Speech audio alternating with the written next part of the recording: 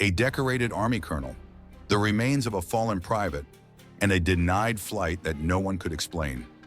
What happened next left the entire nation stunned. Los Angeles International Airport, LAX, is never quiet. Beneath the cold white lights, weary eyes pass over one another without a single glance lingering. Amid that crowd, Colonel Marcus Hill walked in, each of his steps echoing on the marble floor, like a reminder that the military still sacrifices silently, even on home soil. He carried no luggage, just a thick document envelope and his military ID badge pinned to his chest. Outside on the tarmac, a flag-draped military truck was waiting. Inside was the body of Private Tyler Brooks, 21 years old, killed in action on the outskirts of Kandahar. Hill had escorted dozens of soldiers home, but this time, his chest felt heavier than ever. Not from the weight of honor, but from the quiet burden of injustice festering within the country he served. When he reached the check-in counter of Patriot Air, everything began to slide off course. The receptionist, a blonde woman in her mid-30s named Lauren, glanced at his military ID, then her gaze suddenly froze. It lingered half a second too long. Her face changed. "Please wait a moment, sir." She stepped aside quickly, whispering to a colleague. Both of them looked at Hill from afar. A white man in an internal security uniform nodded, then disappeared through a door marked "Staff Only." Hill understood that signal all too well. It was the same look he had received walking into small southern towns. A gaze laced with suspicion and prejudice. A black man in uniform wasn't always seen as a symbol of safety to the narrow-minded. The receptionist returned, face uneasy. "I'm sorry, sir. We're encountering a small issue with the records. It appears there's an irregularity with your military ID number." Hill calmly handed the card back. It was a high-level biometric ID, impossible to forge, and he knew every digit by heart. "We need to recheck the verification process. This is a request from the Security Control Office." A lie disguised in a soft tone. "I'm on duty escorting the remains of a fallen soldier," Hill said clearly. "I have an official mandate letter from command and all required documents." "I understand, sir, but regulations are regulations." Regulations? Hill didn't ask right away. He knew this game. He had seen it in too many places.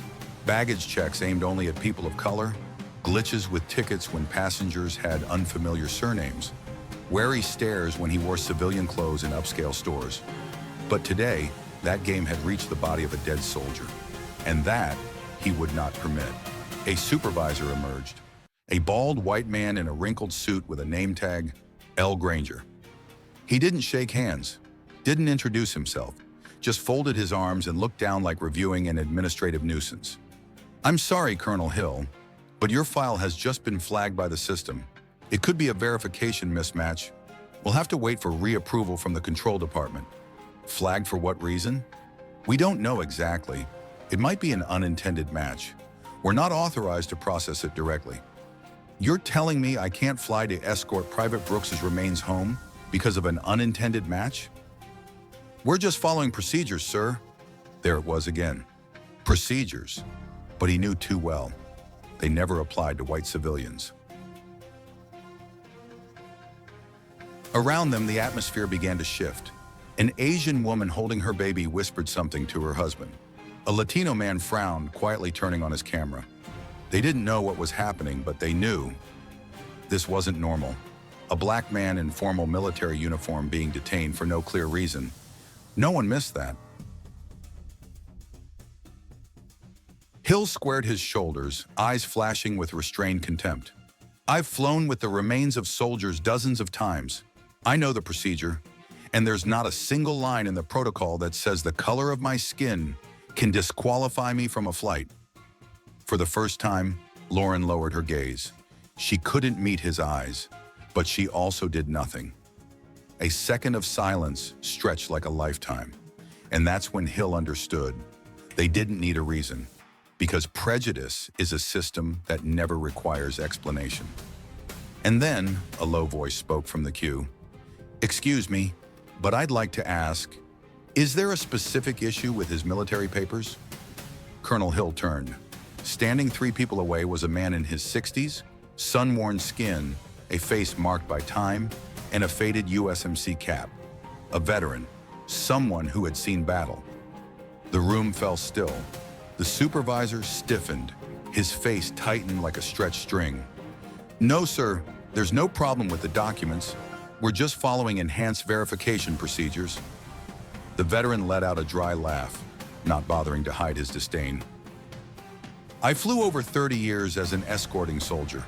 I've never heard of a protocol that prevents an officer from bringing a fallen comrade home, especially when all the paperwork's been officially stamped."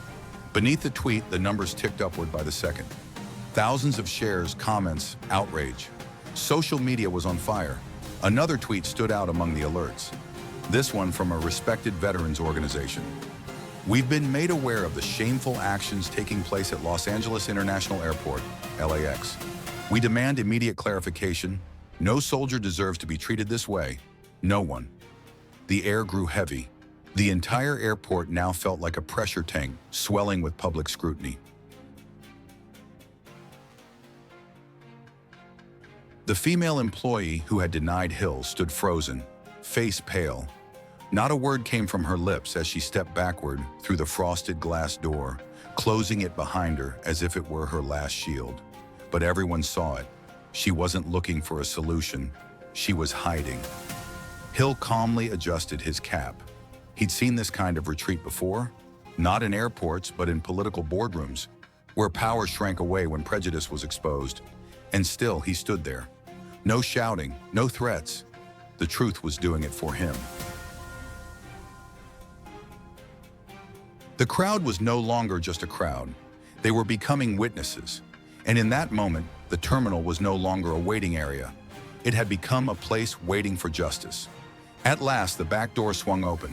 The supervisor returned, but this time, he wasn't alone. Walking beside him was a man in a navy blue suit, hair neatly combed, a gleaming name tag clipped to his jacket pocket. From his brisk pace, the way his eyes scanned the entire scene, from Hill to the folded arms Marine to the forest of phone cameras, it was clear this was the man sent to extinguish the fire. He stopped at the check-in counter, straightened his tie, and gave a slight nod. "Colonel Hill, on behalf of the airline, I offer our deepest apologies for the inconvenience. It appears our system encountered a technical issue that disrupted the verification process. We are prioritizing this to ensure you can board the next available flight." Hill said nothing. In the military, he'd heard phrases like technical issue more than most. He knew exactly what it meant. "We got caught." A silence stretched tight. Then Hill spoke slowly. "A system error? Are you sure about that?" "Sir, that's our preliminary internal finding. But I assure you there was no intentional wrongdoing here." Someone in the crowd let out a sarcastic laugh. The Marine snorted. The whole room could smell the dishonesty. The man continued, "We'd like to personally escort you to your gate, Colonel, and we've upgraded your seat to first class." Hill glanced at him, then turned to the counter, to the spot where the woman once stood, the one who'd given a forced smile and said no, before even checking the paperwork. He took a deep breath, keeping his voice composed. "I understand media pressure, but there's one thing I need clarified." The representative immediately nodded, waiting for instruction.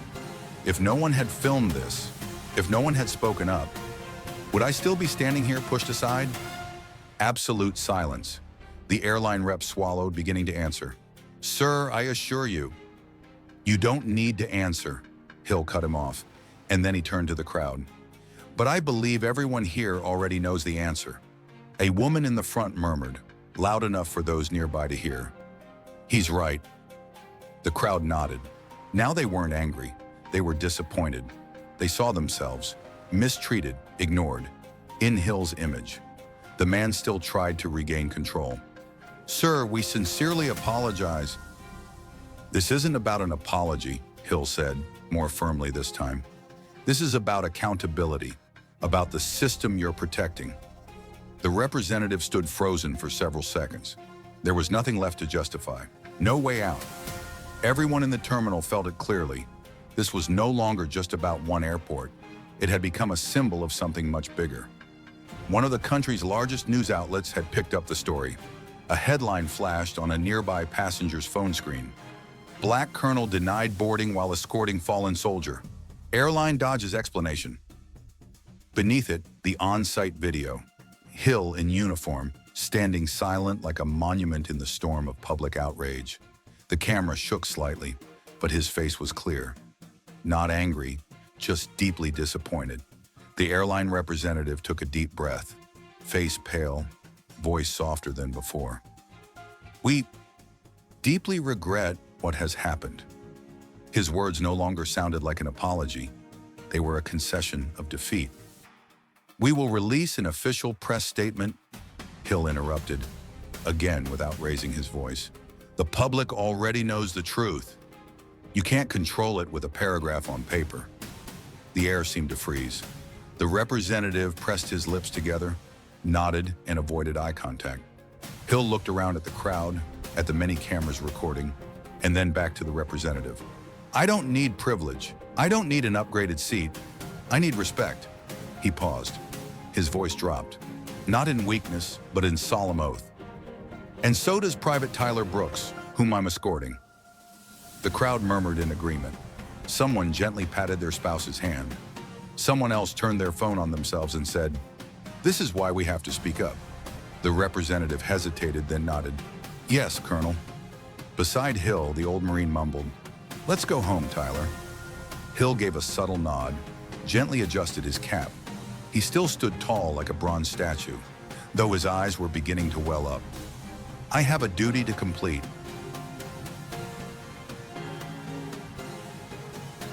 But for the airline, the duty of crisis control was just beginning. They thought a few apologies would be enough. A well-worded statement, a brief CEO interview, but the public refused to let them hide behind language. Major news outlets covered the story all weekend. Not about just a soldier, but about a system too accustomed to dismissing those without white privilege. A prominent veterans group issued a forceful statement. "We do not accept apologies for deliberate actions. This was not an error, it was a stain." Politicians began speaking out. Some called for congressional hearings. The airline's stock plummeted. Boycott hashtags like "Nashers honor our heroes" and "She respect not privilege" became the week's top trending topics. Then came the fatal blow. A class action lawsuit was filed by a coalition of military advocacy groups and minority rights organizations. The lawsuit accused the airline of violating the Service Member Civil Relief Act, including internal documents showing past incidents involving uniformed passengers of color. Under this pressure, the airline's CEO was forced to appear publicly. In a video recorded at headquarters, he called it a serious and regrettable misunderstanding, then announced, "All staff involved have been suspended pending internal investigation." But everyone knew, not everyone is treated equally, and this time, the airline had crossed a final line. Well, meanwhile, Hill continued doing what he had never needed social media for, fulfilling his duty. He stood at attention beside the flag-draped casket as the family of Tyler Brooks received their son for the final time. No speech of self-congratulation, no words of blame. He didn't need the spotlight. He only needed one thing, something that should have always been present. Respect, because that's the real battle. Respect should not be a privilege. It should not depend on whether a camera is recording. It should not require a viral storm to be earned. Respect should be the standard. No skin color, no conditions. Speak up, because silence is what allows this to happen again.